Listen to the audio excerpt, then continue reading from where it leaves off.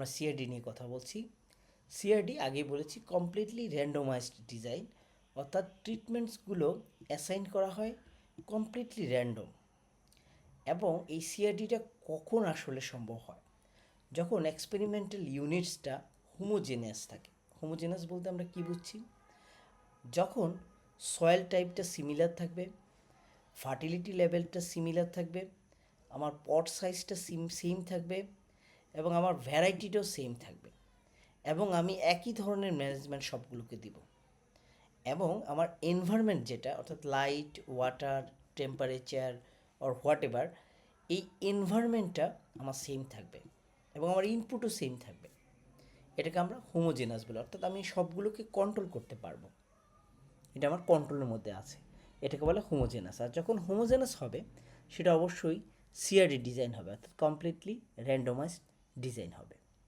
তাহলে কোন এক্সপেরিমেন্টগুলো আসলে সিআরডির আন্ডারে যাবে? বিশেষ করে ল্যাবের যে এক্সপেরিমেন্টগুলো রয়েছে সেগুলো, গ্রিন হাউসের যে এক্সপেরিমেন্টগুলো রয়েছে সেগুলো আমরা এই সিআরডিতে বলতে পারি। তারপরে পট এক্সপেরিমেন্ট, তবে হ্যাঁ, পট এক্সপেরিমেন্ট যদি আমরা ফিল্ডে করি তাহলে আমাদের কিছু কথা আছে। যদি পট এক্সপেরিমেন্ট আমরা ফিল্ডে করি তাহলে হয়তো আমাদের পট যেহেতু সয়েল টাইপ সিমিলার হবে, fertility similar, pot size similar, variety similar, ম্যানেজমেন্টও সিমিলার, কিন্তু যদি আমি পট ফিল্ডে নেই তাহলে আমার এনভায়রনমেন্টে একটু সমস্যা হতে পারে। ওয়াটার টেম্পারেচার হয়তো একই হবে, কিন্তু লাইট কিছুটা ভেরিয়েশন আসতে পারে, কারণ আমি হয়তো এক জায়গায় রেখেছি, এখানে সানলাইটটা বেশি পড়ে, অন্য জায়গায় পড়ছে না। তাহলে এটা কিভাবে অ্যাভয়েড করা যায়? আমি যদি র্যান্ডমাইজড করি, অর্থাৎ পটগুলোকে যদি আমি প্রতি সপ্তাহে দুবার করে আমি যদি র্যান্ডমাইজড করে এদিক ওদিক সরাই, তাহলে কিন্তু আমি এটাকে সিআরডি ডিজাইনে আনতে পারবো। এটা হচ্ছে কমপ্লিট র্যান্ডমাইজড ডিজাইন বা সিআরডি সম্পর্কে আলোচনা। আমরা যদি একটু সিআরডির অ্যানোভাটা আসলে কেমন হয় সেটা নিয়ে একটু কথা বলি, তার আগে একটা ট্রিটমেন্ট দেখাই, তারপর আমরা অ্যানোভাতে যাব। সরি, আচ্ছা, রাইট, এটা হচ্ছে একটা রেপ্লিকেশন।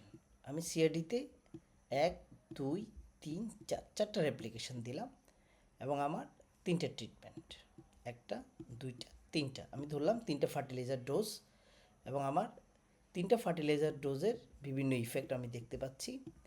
অর্থাৎ রেপ্লিকেশন 1, 2, 3, 4 এরা সবই একই ট্রিটমেন্টের আন্ডারে, এবং আমি দেখতে পাচ্ছি এদের ভিতরে কিছুটা ভেরিয়েশন আছে, কিন্তু খুব বেশি না। ট্রিটমেন্ট 2 আমরা দেখছি ট্রিটমেন্ট 1-এর চেয়ে একটু বেটার, ট্রিটমেন্ট 3 দেখলাম সবচেয়ে ভালো। অর্থাৎ এই 3টে যদি আমি ফার্টিলাইজার ডোজ দেখি, এটা হচ্ছে আমার ইল্ড পার ইল্ড ধরলাম আমরা, কতটুকু ইল্ড হলো আর কি, yield ton per hectare something like that. তাহলে আমি এখানে দেখলাম যে আমার ট্রিটমেন্ট 3 অর্থাৎ এই ফার্টিলাইজার ডোজে আমার সবচেয়ে বেশি ইল্ড হচ্ছে। এখন আমরা স্ট্যাটিস্টিক্যালি এটা দেখব। এটা কীভাবে আমরা দেখব? যেহেতু 3টে গ্রুপ, সেটা আমাদেরকে অ্যানোভাতে যেতে হবে। অ্যানোভার আগে আমরা একটু দেখি অ্যানোভাতে আসলে সোর্স অফ ভেরিয়েশন থাকে, ট্রিটমেন্টস, ইরর এবং টোটাল।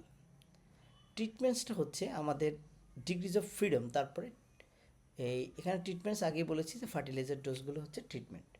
এখন degrees of freedom, degrees of freedom হচ্ছে টোটাল ট্রিটমেন্ট নাম্বার -1, এটা হচ্ছে ডিগ্রিজ অফ ফ্রিডম। আর সাম স্কোয়ার হচ্ছে একটা সাম স্কোয়ারের ট্রিটমেন্ট, এই ইকুয়েশন ধরে আগানো হয়। অর্থাৎ সাম স্কোয়ার ট্রিটমেন্ট, এখানে মিন, টোটাল অবজারভেশনের মিন, তারপর হচ্ছে ট্রিটমেন্টগুলোর ইন্ডিভিজুয়াল মিন, এই দুইটার বিয়োগ করে তারপরে স্কোয়ার করা হয়, এবং এই সবগুলো নাম্বারকে সামেশন করা হয়। এই সূত্র অনুযায়ী আসলে এই সাম স্কোয়ার ট্রিটমেন্ট বের করা হয়। ঠিক একইভাবে সাম স্কোয়ার ইরর এবং সাম স্কোয়ার টোটাল বের করা হয়। তারপরে মিন স্কোয়ারটা হচ্ছে sum square total divided by degrees of freedom, অর্থাৎ ডিএফ অফ ট্রিটমেন্ট। এখানে sum square treatment divided by T-1, T-1 কেন? কারণ ডিগ্রিজ অফ ফ্রিডম হচ্ছে T-1। ঠিক একইভাবে এররটা হচ্ছে এন, এখানে এনটা হচ্ছে টোটাল অবজারভেশন, অর্থাৎ আমরা দেখলাম টোটাল নাম্বার অফ ট্রিটমেন্ট এবং টোটাল নাম্বার অফ রেপ্লিকেশন, অর্থাৎ এখানে 4টা রেপ্লিকেশন, 3টে ট্রিটমেন্ট, তার মানে 12 হবে। এই ক্যাপিটাল এনটা হচ্ছে টোটাল নাম্বার অফ অবজারভেশন, আমাদের এখানে 12, বিয়োগ ট্রিটমেন্টের অবজারভেশন, আমাদের এখানে ট্রিটমেন্ট হচ্ছে 3টা, তার মানে 12 বিয়োগ 3 9, এটা মূলত 9 হবে ডিগ্রিজ অফ ফ্রিডম। আমরা পরবর্তীতে এগুলো দেখব। এবং তারপরে সাম স্কোয়ার এরর, ঠিক একই ইকুয়েশন ইউজ করবে। মিন সাম স্কোয়ার এরর হচ্ছে sum square error divided by degrees of freedom of error. এটা দিলে আমরা সহজে এনোভাটা বের করতে পারবো মিন সাম স্কোয়ারটা। তারপরে এফ স্ট্যাটিস বা এফ ভ্যালুটা কি? এটা হচ্ছে এফ ক্যালকুলেটেড ভ্যালু। এটা হচ্ছে মিন সাম স্কোয়ার টোটাল, এটা নিউমারেটর, এবং মিন সাম স্কোয়ার এরর, এই দুইটার ভাগফল, এটা হচ্ছে ডিনোমিনেটর। এটা আমাদের প্রয়োজন হবে আমরা যখন টেবুলেটেড ভ্যালুর দিকে আমরা দেখতে যাব। তাহলে এফ ভ্যালুটা হচ্ছে এই mean square treatment divided by mean square error. তাহলে আমরা একটা ভ্যালু পাবো, এটাকে আমরা এফ ভ্যালু বলি। এই এফ ভ্যালু এটা যখন আমরা পাবো, এটাকে আমরা বলবো ক্যালকুলেটেড এফ ভ্যালু।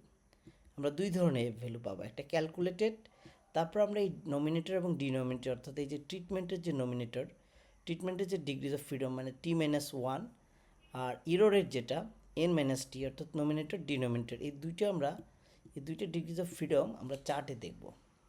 দেখার পরে সেখানে আমরা একটা ভ্যালু পাবো, সেটাকে বলা হয় টেবুলেটেড ভ্যালু। আমি সেটা দেখাবো এখানে। এই ক্যালকুলেটেড ভ্যালু যদি সেই টেবুলেটেড ভ্যালুর চেয়ে বেশি হয়, তাহলে আমরা বুঝবো যে এই ট্রিটমেন্টগুলো সিগনিফিকেন্টলি ডিফারেন্ট একটা আরেকটা থেকে। আমি আবার বলি, আমরা এই এফ ভ্যালু মিন সাম স্কোয়ার ট্রিটমেন্ট এবং মিন সাম স্কোয়ার এররের রেশিও থেকে আমরা পাবো, এবং সেই এফ ভ্যালুটাকে বলা হয় ক্যালকুলেটেড ভ্যালু। তারপরে আমরা টেবুলেটেড ভ্যালুর দিকে যাব, সেখানে আমাদের দুইটা ডিগ্রিজ অফ ফ্রিডম লাগবে। একটা হচ্ছে মিন সাম স্কোয়ার ট্রিটমেন্ট, যেটাকে আমরা নিউমারেটর বলছি, একটা হলো ডিনোমিনেটর, যেটা হলো মিন সাম স্কোয়ার এরর। এই দুইটা ডিগ্রিজ অফ ফ্রিডম দিয়ে আমরা চার্ট থেকে যে একটা ভ্যালু পাবো, সেটাকে টেবুলেটেড ভ্যালু বলে। এখন আমার ক্যালকুলেটেড ভ্যালু যদি সেই ট্যাবুলেটেড ভ্যালুর চেয়ে বেশি হয়, তার মানে আমার ট্রিটমেন্টগুলো সিগনিফিকেন্স। আমরা এবার দেখার চেষ্টা করি। আমরা এটা ধরলাম 1 ওয়ে অ্যানোভা, আমাদের ডেটার ট্রিটমেন্ট হচ্ছে 2টা ডিগ্রিজ অফ ফ্রিডম, আর আমাদের ট্রিটমেন্ট ছিল 3টা। আমরা যদি একটু আরেকবার খেয়াল করি, আমাদের ট্রিটমেন্ট হচ্ছে 3টা, আর আমাদের রেপ্লিকেশন হচ্ছে 4টা। ওকে, তাহলে আমাদের ট্রিটমেন্ট ডিগ্রিজ অফ ফ্রিডম 2, আর যেহেতু R-1 ট্রিটমেন্ট 3টা, একটা বিয়োগ দিলে 2, আর ইরোরে হচ্ছে N-T, N মানে হচ্ছে টোটাল নাম্বার, অর্থাৎ 3টা ট্রিটমেন্ট 4টা রেপ্লিকেশন, 3 4 12, মাইনাস ট্রিটমেন্ট 3, 12 3 বিয়োগ করলে 9 হয়, এবং টোটাল হচ্ছে এই দুইটার যোগফল। আচ্ছা, এখন সাম স্কোয়ার সেই সূত্র অনুযায়ী 3.92 হলো, আর এটা সাম স্কোয়ার 0.18 হলো। এখন মিন সাম স্কোয়ার হবে এই sum square treatment divided by degrees of freedom of treatment. তার মানে মিন সাম স্কোয়ার হবে 3.92 ডিভাইডেড বাই 2, তার মানে 1.96 মিন সাম স্কোয়ার, যেটা আগেই বলেছি। মিন সাম স্কোয়ার হবে sum square treatment divided by degrees of freedom of treatment. Okay, তার মানে আমি এই ভ্যালুটা পেয়েছি মূলত 3.9কে, অর্থাৎ সাম স্কোয়ারকে degrees of freedom of treatment দিয়ে ভাগ দিয়ে আমি 1.96 পেয়েছি। ঠিক একইভাবে আমি সাম স্কোয়ার এররকে, অর্থাৎ 0.18কে আমি degrees of freedom of error, অর্থাৎ 9 দিয়ে ভাগ দিয়ে আমি মিন সাম স্কোয়ার পেয়েছি, অর্থাৎ 0.02 আমি পেয়েছি। তারপর আমি এফ ক্যালকুলেটেডটা কীভাবে পেয়েছি? এই মিন সাম স্কোয়ার ট্রিটমেন্টকে আমি মিন সাম স্কোয়ার এরর দিয়ে ভাগ দিয়েছি, অর্থাৎ 0.02 দিয়ে আমি ভাগ দিয়েছি। ভাগ দেওয়ার পরে আমি পেয়েছি 9.98, তার মানে আমার এই 98টা হচ্ছে আমার ক্যালকুলেটেড এফ ভ্যালু। আগে বলেছি আমাকে আরেকটা এফ ভ্যালু বাইর করতে হবে চার্ট থেকে, তাহলে আমি এটা সিগনিফিকেন্সটা বুঝতে পারবো। এখন আমি যখন চার্টে যাব, আমার এখানে নিউমিনেটর হচ্ছে, অর্থাৎ ডিএফ যদি আমরা লিখি, ডিএফ যদি আমরা দেই, তাহলে আমাদের নিউমিনেটর হচ্ছে ট্রিটমেন্ট ডিভাইডেড বাই এরর ছিল। সো ট্রিটমেন্টের ডিগ্রিজ অফ ফ্রিডম হচ্ছে 2, তার মানে 2 নিউমিনেটর, আর ডিনোমিনেটর হচ্ছে 9, 9। তাহলে আমরা এই দুটো ভ্যালু পেয়েছি। এই দুটো ভ্যালু দেখে আমরা চার্ট থেকে বের করার চেষ্টা করব। এখন চার্টে চলে যাই, এটা হচ্ছে চার্ট, এটা হচ্ছে 0.05, অর্থাৎ 5% সিগনিফিকেন্স লেভেল যদি আমরা বলি, বা 95% কনফিডেন্স যদি আমরা বলি। এই 5% সিগনিফিকেন্স লেভেলে আমরা DF1, যেটা হচ্ছে নিউমিনেটরের, যেটা হচ্ছে আমাদের 2, আর DF2 যেটা হচ্ছে degrees of freedom of denominator, যেটা আমাদের ছিল 9। সো আমরা এদিকে হচ্ছে 1 অর্থাৎ এদিকে হচ্ছে 2, আর ডিনোমিনেটর F2 সেটা আমাদের ছিল 9, 9 হচ্ছে এটা, রাইট। এখন এই দুটোর মাঝখানে, এটা হচ্ছে দুটোর মাঝখানে আমরা যদি একটু যাই, অর্থাৎ এদিক থেকে যদি আমরা যাই এবং এদিক থেকে যদি আমরা যাই, রাইট, তাহলে আমরা 4.26 পাবো। তার মানে আমার টেবুলেটেড ভ্যালু হচ্ছে 4.26, আর আমার ক্যালকুলেটেড ভ্যালু ছিল 98, রাইট। তার মানে আমার ক্যালকুলেটেড ভ্যালু ছিল 98, তার মানে ক্যালকুলেটেড ভ্যালু আমার টেবুলেটেড ভ্যালুর চেয়ে বেশি। তার মানে এটা সিগনিফিকেন্স 5% লেভেলে, এটা আমরা বুঝতে পেরেছি। আমরা যদি একটু গ্রাফের দিকে যাই, আমরা জানি যে গ্রাফ, এরকম একটা যদি আমরা গ্রাফ দেখি তাহলে আমরা একটু বোঝার চেষ্টা করি, রাইট। এটুকু হচ্ছে আমাদের রিজেকশন রিজিয়ন, আর একটু নিচে হবে, এটা হচ্ছে আমাদের রিজেকশন রিজিয়ন। ফর এক্সাম্পল এটা হচ্ছে আমাদের রিজেকশন রিজিয়ন, ওকে, এটা আমাদের রিজেকশন রিজিয়ন, ওকে। আচ্ছা, এটা হচ্ছে আলফা, আমরা 5% বলেছি, তার মানে এটা হচ্ছে 0.05। এটুকু হচ্ছে আমার রিজেকশন রিজিয়ন, মানে আমি আমার নাল হাইপোথিসিস যে রিজেক্ট করব তার রেঞ্জ হচ্ছে এটুকু। এবং আমার বাকি যে অংশটুকু অর্থাৎ অ্যালাউড রিজন হবে আলফা 0.95, রাইট, 0.95 হচ্ছে এটুকু অংশ, এটুকু অংশ হচ্ছে আলফা 0.95, আর এটুকু হচ্ছে 0.05। তাহলে আমার ক্রিটিক্যাল ভ্যালু কত, আমি মানে আমি টেবিল থেকে পেয়েছি 4.26, রাইট, 4.26। তার মানে এদিকে কিন্তু 0, এদিকে বেশি, তার মানে হচ্ছে 4.26 থেকে যদি আমি এদিকে যাই তাহলে সেটা হচ্ছে রিজেকশন রিজিয়ন, অর্থাৎ এই রিজিয়নে পড়লে নাল হাইপোথিসিসটা রিজেক্ট হবে। আর যদি আমি এদিকে যাই অর্থাৎ অ্যালাউড রিজিয়নে, যদি আমার এই ক্যালকুলেটেড ভ্যালু যদি এদিকে হয় অর্থাৎ 4.26 থেকে কম হয় তাহলে 0.95 এই এরিয়াতে পড়বে, আর এই এরিয়াতে পড়লে আমরা নাল হাইপোথিসিস অ্যাকসেপ্ট করব, অর্থাৎ কোনো সিগনিফিকেন্স হবে না। এখন আমরা আমাদের ভ্যালুটা পেয়েছি 98, আমাদের ক্যালকুলেটেড ভ্যালু হচ্ছে 98। এখন 98 4.26-এর চেয়ে বেশি নিশ্চয়ই, তাহলে সেটা এদিকে যাবে, অর্থাৎ এদিকে যাবে, অর্থাৎ এই রিজিয়নটাতে হবে সেটা। তার মানে সেটা রিজেকশন রিজিয়নে হবে। রিজেকশন রিজিয়নে যেহেতু পড়েছে, তার মানে আমরা নাল হাইপোথিসিসকে রিজেক্ট করতে পারি। আমাদের নাল হাইপোথিসিস কী ছিল, যে ট্রিটমেন্টগুলোর মধ্যে কোনো ভেরিয়েশন নেই, আমরা সেটা রিজেক্ট করতে পারি। তার মানে অল্টারনেটিভ হাইপোথিসিসকে আমরা অ্যাকসেপ্ট করব।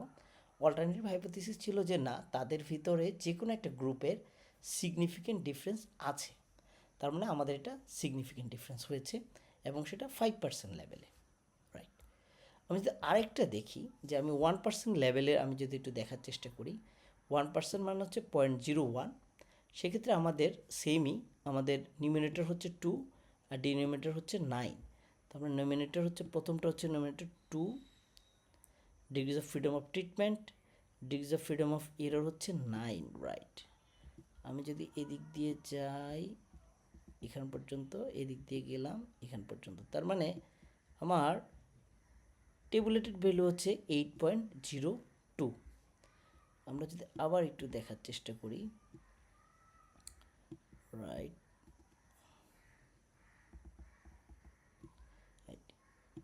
এই জায়গা আমরা এটাকে বলছি আলফা 0.5, 0.05, রাইট, আর এটুকুকে আমরা 0.95 আমরা বলছি, 0.95, রাইট, ওকে। তাহলে এই জায়গাটুকু হচ্ছে ক্রিটিক্যাল ভ্যালু, আমরা এটা ক্রিটিক্যাল ভ্যালু কত পেলাম, 8.02, রাইট, আর 8.02, সরি, রাইট। এবং এই জায়গাগুলোর মধ্যে যেটা পড়বে সেটাকে আমরা বলছি রিজেকশন, তারপরে আমরা রিজেক্ট করব। এই জায়গার মধ্যে যদি পড়ে তাহলে আমরা রিজেক্ট করব নাল হাইপোথিসিসটা, এটা রিজেকশন জোন। 8.92 যদি এই পাশে পড়ে, তার মানে 8.92 ভ্যালু, এর থেকে যদি ভ্যালু বেশি হয় তাহলে এই জায়গাটাতে পড়বে রিজেকশন জোনে। আর যদি 8.92 থেকে ভ্যালুটা কম হয় তাহলে এই জায়গাটাতে পড়বে। আমাদের ক্যালকুলেটেড ভ্যালু ছিল 98, তার মানে 98, সরি এটা হবে 0.01, যেহেতু এটা 1% কনফিডেন্স লেভেল, 1% সিগনিফিকেন্স, 1% সিগনিফিকেন্স, সেহেতু এটা হচ্ছে 0.01, এটা হচ্ছে 0.99, রাইট। তার মানে 8.72, 8.02, 8.02 বেশি হলে আমাদের 98 নিশ্চয়ই 8.02 বেশি, তার মানে এটি এদিকে পড়বে, মানে এই জোনে পড়বে। এই জোনে পড়া মানে কি? রিজেকশন জোন, রিজেক্ট হবে, নাল হাইপোথিসিসটা রিজেক্ট হবে। তার মানে আমাদের যে নাল হাইপোথিসিস ছিল কোনো ডিফারেন্স নেই গ্রুপগুলোর মাঝে, সেটা তাহলে রিজেক্ট হলো। তার মানে গ্রুপগুলোর মধ্যে সিগনিফিকেন্ট ডিফারেন্স আছে 1% লেভেলে। আবার আমরা আরেকটা কথা মনে রাখতে বলেছি যে আমাদের ক্যালকুলেটেড ভ্যালু যদি টেবুলেটেড ভ্যালুর চেয়ে বেশি হয় তার মানে সিগনিফিকেন্টলি ডিফার করে। এখন আমাদের ক্যালকুলেটেড ভ্যালু 98, আমাদের টেবুলেটেড ভ্যালু ছিল 8.02, তার মানে এটা সিগনিফিকেন্টলি ডিফার ইন 1% লেভেল, 1%। এই জন্য এটাকে আমরা 2টা স্টার দিই। এ পর্যন্ত আজকে, থ্যাংক ইউ ভেরি মাচ, সবাইকে ধন্যবাদ।